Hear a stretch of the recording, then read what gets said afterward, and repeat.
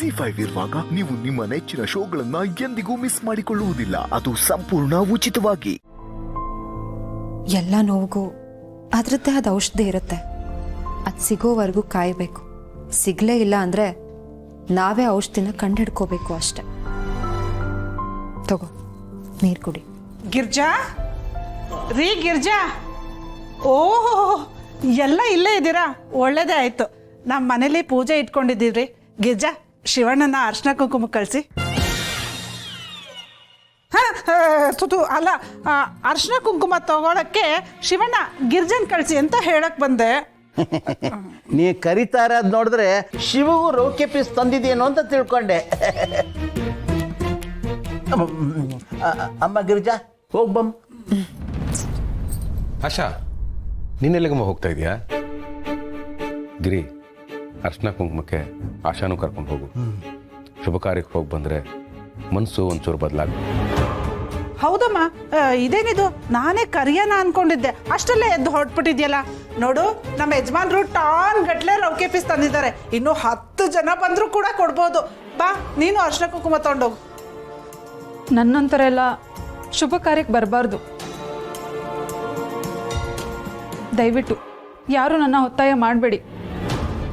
ಏನಾಶಾ, ನಿನ್ನಂತವಳು ಅಂದರೆ ಏನು ಹೇಳ್ತಿದ್ಯಾ ನೀನು? ಗಂಡ ಇಲ್ಲ ಅಂತ ಮಾತ್ರಕ್ಕೆ ನೀನು ಯಾವ ಶುಭ ಕಾರ್ಯಕ್ಕೂ ಹೋಗಬಾರ್ದು ಅಂತ ಯಾಕೆ ಅನ್ಕೊಳ್ತಿದ್ಯಾ? ಅಕ್ಕ, ನಿಮ್ಮ ಕೈ ಮುಗಿತೀನಿ, ನನ್ನನ್ನು ಒತ್ತಾಯ ಮಾಡಬೇಡಿ. ನಿಮ್ಮ ಮಾತು ಕೇಳಿ ನಾನು ಅಲ್ಲಿಗೆ ಬಂದ್ರೂ ಅಲ್ಲಿಗೆ ಬಂದಿರೋ ಜನ ನನ್ನನ್ನು ನೋಡಿ ಸುಮ್ಮನೆ ಇರ್ತಾರೆ ಅಂದ್ಕೊಂಡಿದ್ದೀರಾ? ತಲೆಗೊಂದು ಮಾತಾಡ್ತಾರೆ, ನನ್ನನ್ನು ದರಿದ್ರದವಳು ಅಂತ ಪಟ್ಟ ಕಟ್ತಾರೆ. ಈ ಸಂಭ್ರಮಕ್ಕೆ ನಾನು ಯಾಕೆ ಅಲ್ಲಿಗೆ ಬರಬೇಕು? ನನ್ನನ್ನು ನನ್ನ ಪಾಡಿಗೆ ಬಿಟ್ಬಿಡಿ.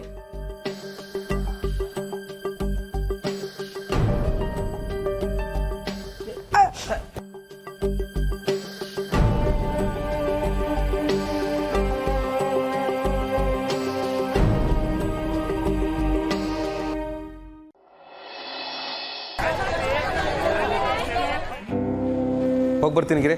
ರೀ ಒಂದು ನಿಮಿಷ ತಗೊಳ್ಳಿ ಊಟದ ಬಾಕ್ಸ್. ಓ, ಥ್ಯಾಂಕ್ಸ್ ಗಿರಿ. ನಿಮ್ಮ ಥ್ಯಾಂಕ್ಸ್ನ ನೀವೇ ಇಟ್ಕೊಳ್ಳಿ. ಆ ವಿಠಲ್ ಅವ್ರನ್ನ ನೋಡ್ರಿ. ಅಯ್ಯ, ಇಲ್ಲಿ ನೋಡ್ರಿ, ಅವ್ರ ಹೆಂಡತಿ ಅವ್ರಿಗೆ ದಿನ 2 ಬಾಕ್ಸ್ ಕೊಟ್ಟು ಕಳಿಸ್ತಾರೆ. ಒಂದು ಲಂಚ್ಗೆ, ಇನ್ನೊಂದು ಲಂಚಕ್ಕೆ. ನಾನು ಇದ್ದೀನಿ, ಜೀವನ ಪೂರ್ತಿ ನಿಮಗೆ 1 ಬಾಕ್ಸ್ ಕೊಟ್ಟು ಕಳ್ಸೋದೇ ಆಗೋಯ್ತು. ಏ Giri, what nonsense are you talking? ಅಲ್ಲ, ನಾನು ಮಾಡೋ ಕೆಲಸಕ್ಕೂ ಲಂಚಕ್ಕೂ ಸಂಬಂಧನೇ ಇಲ್ಲ. ಹಾಗೊಂದು ವೇಳೆ ಟೇಬಲ್ ಕೆಳಗಡೆ ವ್ಯವಹಾರ ಇದ್ದರೆ ನಾನು ಖಂಡಿತ ಮಾಡಲ್ಲ ಅಂತ ನೀವು ಚೆನ್ನಾಗಿ ಗೊತ್ತು ತಾನೆ. ಸುವರ್ತ ಪ್ರಯತ್ನ ಯಾಕೆ?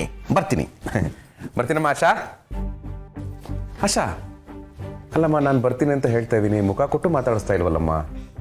ಬೇಡ ಬಾವ, ನೀವು ಹೊರಗಡೆ ಹೋಗ್ಬೇಕಾದ್ರೆ ನನ್ನ ಮುಖ ನೋಡ್ಕೊಂಡು ಹೋಗ್ಬೇಡಿ. ಯಾಕಮ್ಮ ಹೀಗಂತೀಯಾ? ಯಾಕೆ ನಿನ್ನ ಮುಖ ನೋಡಬಾರ್ದು? ನಿಮ್ಮ ಪ್ರಶ್ನೆಗೆಲ್ಲ ಉತ್ತರ ಕೊಡೋಕ್ಕಾಗಲ್ಲ ನನಗೆ. ದಯವಿಟ್ಟು ನೀವು ಯಾರಾದರೂ ಹೊರಗಡೆ ಹೋಗುವಾಗ ಪ್ಲೀಸ್ ನನ್ನ ಮುಖ ನೋಡ್ಕೊಂಡು ಹೋಗ್ಬೇಡಿ. ಅಮ್ಮ ಆಶಾ, ನಿನ್ನ ತಲೆಯಲ್ಲಿ ಏನೇನೋ ಇಟ್ಕೊಂಡು ಮಾತಾಡ್ತಾ ಇದೀಯ ಅನ್ಸುತ್ತೆ. ಈ ಕಡೆ ತಿರ್ಗಮ್ಮ, ತಿರ್ಗಮ್ಮ. ಪ್ಲೀಸ್ ಬಾವ, ನನಗೆ ಒತ್ತಾಯ ಮಾಡಬೇಡಿ. ಇದರಲ್ಲಿ ಒತ್ತಾಯ ಏನಮ್ಮ ಬಂತು? ಅಲ್ಲ, ನೀನು ನಮ್ಮನೆಯವಳು, ನೀನೇನು ಬೇರೆಯವಳ? ಎಲ್ಲರಿಗೂ ಹೋಗಿ ಬರ್ತೀನಿ ಅಂತ ಹೇಳೋ ಥರ ನಿನಗೂ ಹೇಳ್ತಾ ಇದ್ದೀನಿ. ಮುಖ ಕೊಟ್ಟು ಮಾತಾಡ್ಸಿದ್ರೆ ಏನಾಗುತ್ತೆ? ಬಾಬಾ, ಈ ಮಾತೆಲ್ಲ ಕೇಳಕ್ಕಷ್ಟೇ ಚಂದ. ನಿಮಗೆ ಲೇಟ್ ಆಗ್ತಿದೆ, ಹೊರಡಿ ನೀವು. ಟೈಮ್ ಆದರೂ ಪರವಾಗಿಲ್ಲ, ನಾನು ಇವತ್ತು ನಿನ್ನ ಮುಖ ನೋಡ್ಕೊಂಡೇ ಹೊರಡೋದು. ತಿರುಗು. ಬೇಡ ಬಾವ, ಮೊದಲೇ ಗಂಡನ್ ತಿನ್ಕೊಂಡೋಳು ಅಂತ ಪಟ್ಟ ಕೊಟ್ಟು ಅಪ್ಶಕುನ ಅಂತೆಲ್ಲ ಕರೆದಿದ್ದಾರೆ.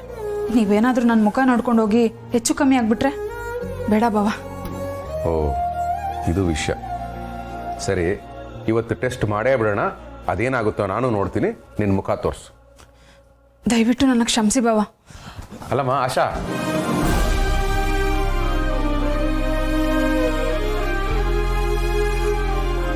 ರೀ, ನಾನು ಅವಳಿಗೆ ತಿಳಿಸಿ ಹೇಳ್ತೀನಿ, ನೀವು ಆಫೀಸಿಗೆ ಹೋಗಿ.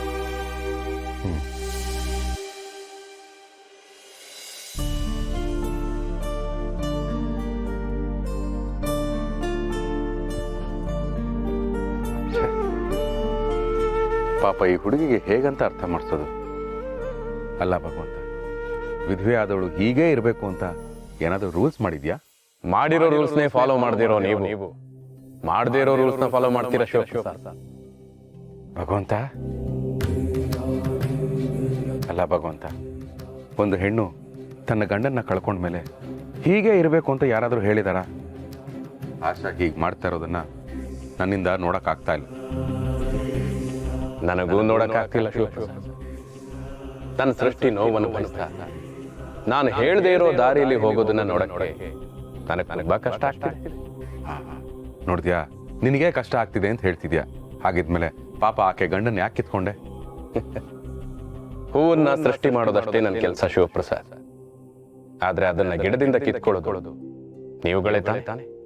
ಹಾ, ಕಿತ್ಕೊಂಡ್ರು ನಿನ್ ಪಾದಕ್ಕೆ ತಾನೇ ಬಂದು ಅರ್ಪಿಸ್ತೀವಿ. ಅದಕ್ಕೆ ಆಶಾ ಮುಡಿಯಲ್ಲಿ ಹೂವು ನನ್ನ ಪಾದಕ್ಕೆ ಬಂದು ಸೇರಿದೆ. ಹಾ, ಈಗ ಅರ್ಥ ಆಯ್ತು ಭಗವಂತ. ಆದ್ರೂ ನನಗೊಂದು ಡೌಟು, ಗಂಡನ್ನ ಕಳ್ಕೊಂಡ ಹೆಣ್ಮಗಳು ಅಶುಭನ? ಶಿವಪ್ರಸಾದ್, ಹೆಣ್ಣನ್ನ ತನ್ನ ಜೀವನದಿಂದ ಕಳ್ಕೊಂಡಿರೋ ಗಂಡು ಅಶುಭ ಅಂತ ಹೇಳಿ ನಾನು ಒಪ್ಕೋತೀನಿ. ಆದ್ರೆ ಜೊತೆಗಿರೋ ಜೀವವನ್ನ ಕಳ್ಕೊಂಡ್ಮೇಲೆ ಯಾವ ಜೀವವೂ ಅಶುಭವಾಗಿ ಬದಲಾಗೋದಿಲ್ಲ. ಇದೆಲ್ಲವೂ ನನ್ನ ಸೃಷ್ಟಿಯೇ. ಸೃಷ್ಟಿ ಅಶುಭವಾದ್ರೆ ಸೃಷ್ಟಿಕರ್ತನೂ ಅಶುಭನೇ ತಾನೆ. ಹಾಗಿದ್ಮೇಲೆ ನಾನು ಕೂಡ ಅಶುಭವೇ ಅಲ್ವಾ? ಚಚೆ, ಎಲ್ಲಾದ್ರೂ ಉಂಟಾ ಭಗವಂತ?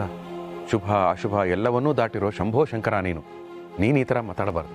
ಹಾಗಿದ್ಮೇಲೆ ಗಂಡನನ್ನ ಕಳ್ಕೊಂಡಿರೋ ಹೆಣ್ಣು ಅಶುಭ ಆಗೋದಿಕ್ಕೆ ಹೇಗೆ ಸಾಧ್ಯ? ಹೌದು ಭಗವಂತ. ಆದ್ರೆ ಒಂದ್ ಮಾತಂತೂ ಸತ್ಯ, ಕಳ್ಕೊಂಡವರಲ್ಲಿ ಕೆಲವರಂತೂ ಅಶುಭವೇ. ಕಳ್ಕೊಂಡವರಲ್ಲಿ ಕೆಲವರು ಅಶುಭನ? ಯಾರು ಭಗವಂತ? ನಿಯತ್ತನ್ನ ಕಳ್ಕೊಂಡಿರೋ ಕೆಲಸಗಾರ ಅಶುಭ, ಪ್ರಾಮಾಣಿಕತೆಯನ್ನ ಕಳ್ಕೊಂಡಿರೋ ರಾಜಕಾರಣಿ ಅಶುಭ, ನೀತಿಯನ್ನ ಕಳ್ಕೊಂಡಿರೋ ಗುರು ಅಶುಭ, ಸತ್ಯನ ಕಳ್ಕೊಂಡಿರೋ ನಾಯಕ ಅಶುಭ, ನಂಬಿಕೆಯನ್ನ ಕಳ್ಕೊಂಡಿರೋ ಸ್ನೇಹಿತ ಅಶುಭ, ಆತ್ಮವಿಶ್ವಾಸನ್ನ ಕಳ್ಕೊಂಡಿರೋ ಪ್ರತಿಯೊಬ್ಬರೂ ಅಶುಭ.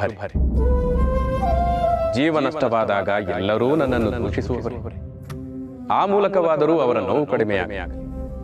ಆದರೆ ಸ್ವಲ್ಪ ಸಮಯ ಬೇಕಷ್ಟೇ. ಅದೇ ಆ ಸಮಯ ಯಾವಾಗ ಬರುತ್ತೆ ಭಗವಂತ? ಆಶಾ ಈ ಥರ ಇರೋದನ್ನ ನೋಡೋದಕ್ಕೆ ನನ್ನ ಕೈಲಿ ಆಗ್ತಾ ಇಲ್ಲ. ಆಕೆ ಜೀವನ ಮತ್ತೆ ಮೊದಲಿನ ಹಾಗೆ ಆಗಬೇಕು. ಆಕೆ ಯಾವಾಗಲೂ ನಗ್ನಗ್ತಾ ಇರಬೇಕು. ಆಕೆ ಜೀವನದಲ್ಲಿ ಮತ್ತೆ ಬೆಳಕು ಬರಬೇಕು. ಆ ಬೆಳಕು ಭಗವಂತ, ಹಾ, ಬೆಳಕು ಯಾವಾಗ ಬರುತ್ತೆ ಅಂತ ಕೇಳಿದ್ದೆ ತಡ, ಬೆಳಕಲ್ಲೇ ಮಾಯ ಆಗ್ಬಿಟ್ಟ. ಅಲ್ಲ ಭಗವಂತ, ಹತ್ತಿರದಲ್ಲಿದೆಯಾ ಅಂತ ಪ್ರಶ್ನೆ ಕೇಳ್ತೀನಿ, ಉತ್ತರ ಕೊಡೋಷ್ಟರಲ್ಲಿ ಮಾಯ ಆಗ್ಬಿಟ್ಟಿರುತ್ತೆ. ಅದಕ್ಕೆ ಅನ್ಸುತ್ತೆ ನೀನು ಎತ್ತರದಲ್ಲಿರೋದು, ಉತ್ತರ ಗೊತ್ತಿಲ್ಲದೆ ನಾವು ಒದ್ದಾಡ್ತಿರೋದು. ZEE5 ಆಪ್ ಡೌನ್ಲೋಡ್ ಮಾಡಿ ಎಲ್ಲಾ ಸಂಚಿಕೆಗಳನ್ನು ಸಂಪೂರ್ಣ ಉಚಿತವಾಗಿ ನೋಡಿ.